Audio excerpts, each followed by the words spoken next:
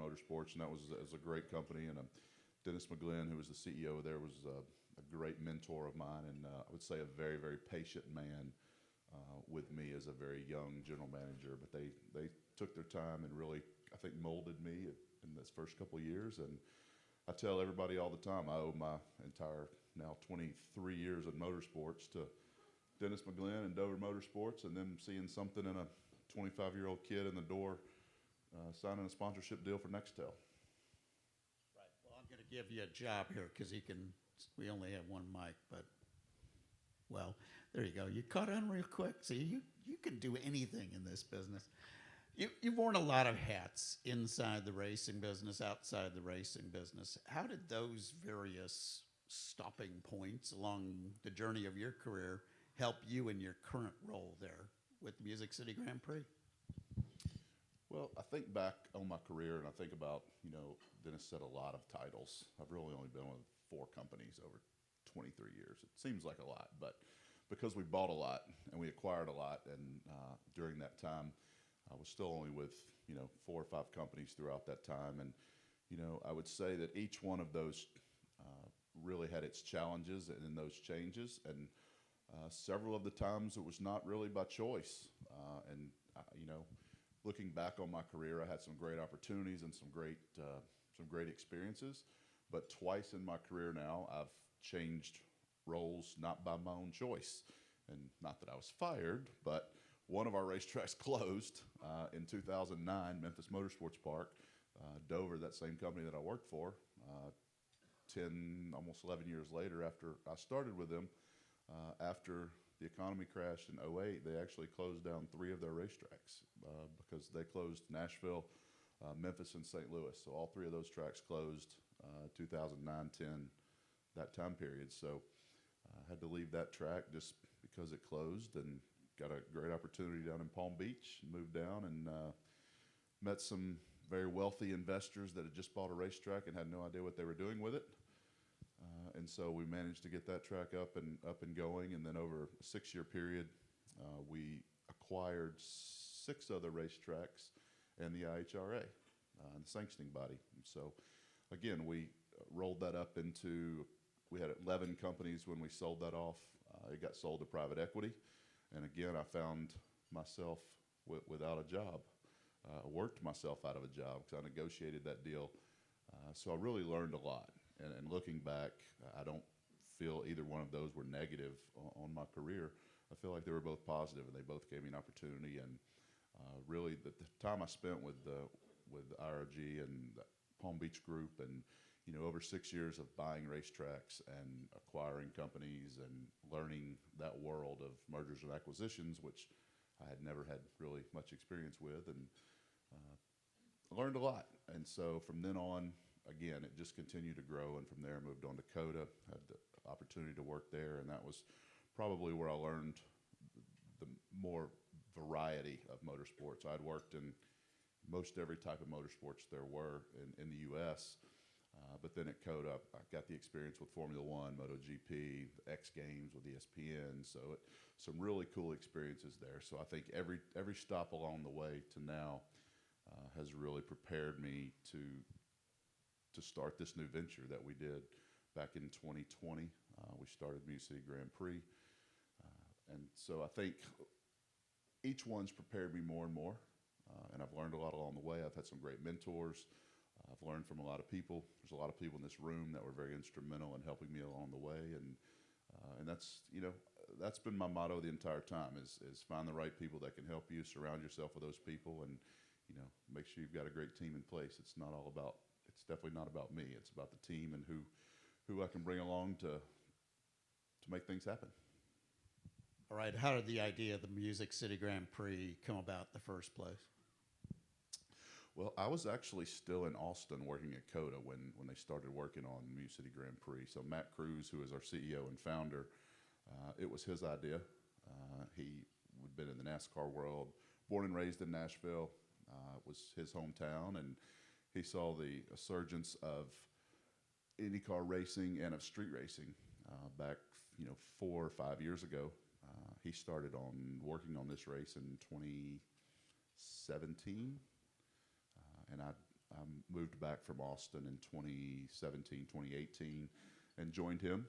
Started working on making this happen and make the calls to IndyCar and start negotiating. But, we both are from Nashville. That's home for both of us, and we both love that city and love the town and felt like it needed something, and it was the right time. Nashville was on the rise, and it was booming, and as well as IndyCar, and to put a street race in the downtown market, we felt it was the right time and the right market and the right opportunity, and thankfully for us, Mr. Penske agreed.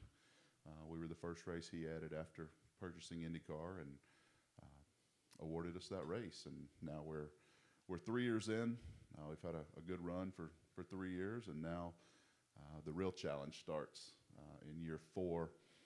Things are drastically changing for us, thanks to the NFL and the Tennessee Titans and building a new stadium.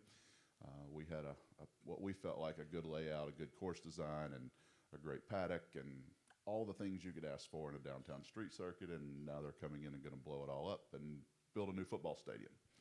So the plan that we've built and perfected, per se, as much as we could over 3 years, just going to throw it in the garbage and start over. So it's just like year 1, starting all over again.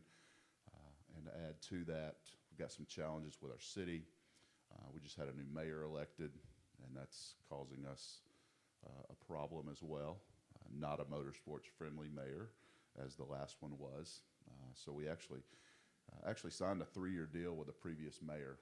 We knew he was not running for office again, and he wanted the race to stick around, and so we partnered with him, and he got, we signed a 3-year agreement with the city of Nashville and Metro Nashville to host this race and to be our partner, and now the new mayor's not real sure he wants to recognize that agreement. So that's the challenge that we're going through now and dealing with politics. And we talked about earlier, Ruthie talked about the expense of a street course and having to build everything from the ground up. But it's not only that, it's and she mentioned permits, but yes, it's permits. But working with all the stakeholders that are involved is really a challenge, and our challenge in Nashville right now. I think I moved on to the next question and started answering it already. I got another question for you. So those who have been around RTBC for a while know that I should come with an editing feature because I sometimes say things that are way too honest. But when it comes to the Music City Grand Prix, and I'm not just saying this because he's on stage, I've shared this with him privately, you nailed it. You got it right. The racing was good and entertaining, which, okay, street courses, a lot of times they're quite an event, but the racing does not transfer over to the TV viewer. This event hit that. The racing was great. The track layout was very scenic. Obviously a big boom for the city as well. How do you manage getting all those parts right? Because on top of all that, great entertainment as well. Yeah, and I think that's one of the things we set out to do in the very beginning with this race. Our goal was for it to be a race and be entertaining and be motorsports centered, but we said all along that the race was just the excuse to have a party. And that's our mindset and our philosophy when we set out to create this event. We're in Nashville. We're in downtown Nashville. We're on Broadway. This year we're racing on Broadway, literally down Broadway. And so we wanted to embrace that. We wanted to embrace being in Nashville. We wanted to embrace the honky tonks. We wanted to embrace country music. Everything that people love about Nashville and why it's a destination and why people want to come there and visit.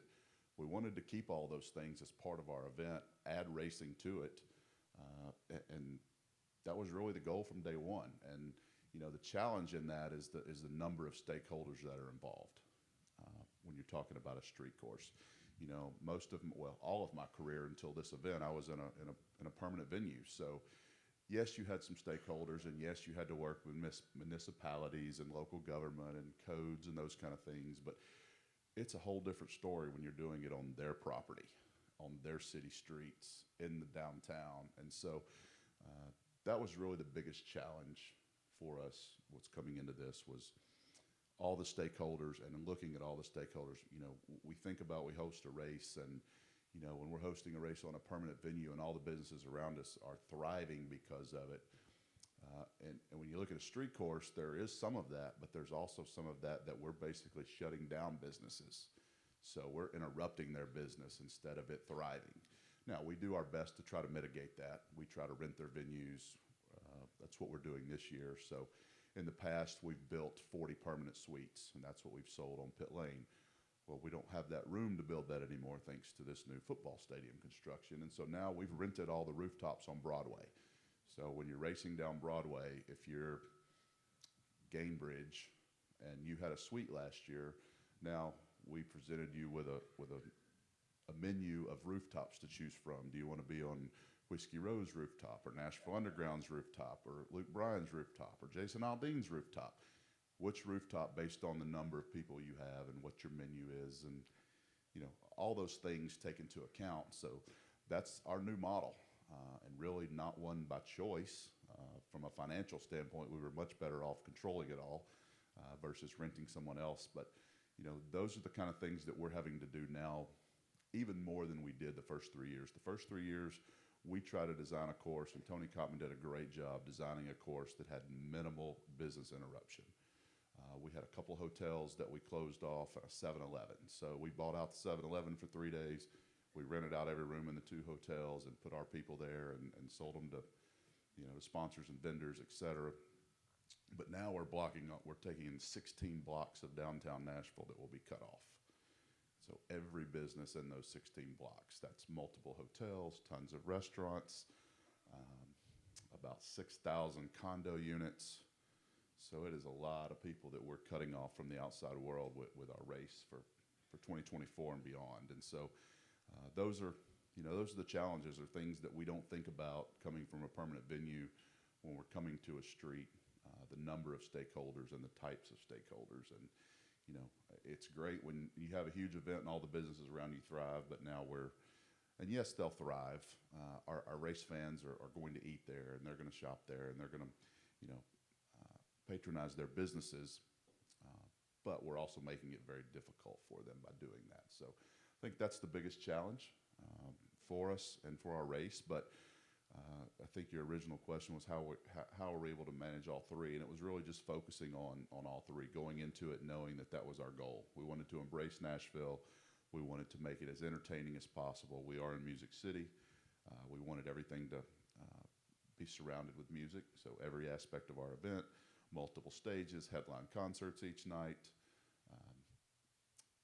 songwriters in our clubs. So everywhere you went in our event, there was music somewhere. And really, we felt like we had to do that being in Nashville. And having a record label as our title sponsor kind of helped as well. So we were able to get some artists that we maybe not normally would have been able to get. And then embracing not only the Nashville tourism, but the residents. And that was another key for us. We wanted to make sure we were entertaining the people that lived there. We didn't want it to be a tourist-only event. And so we did some things, some special parking areas, a different grandstand that you don't have to go into downtown and fight the traffic. There was one that you could come in and park right at that grandstand, have a parking lot, watch the race. If you didn't want to deal with downtown, you could do all that in and out for the locals. And that really worked well for us. And so I think just going into it, knowing what you want to achieve and your goal, and focusing on all three of those, or four of those, or five of those, or how many of those you have going into an event, and just never losing sight of that vision, and staying focused on it. Well, Jason, a big thanks for being our keynote speaker this year at RTBC. Thanks for your continued support of this event. And thank you for giving us a fantastic event like the Music City Grand Prix. Jason Rittenberry, everybody.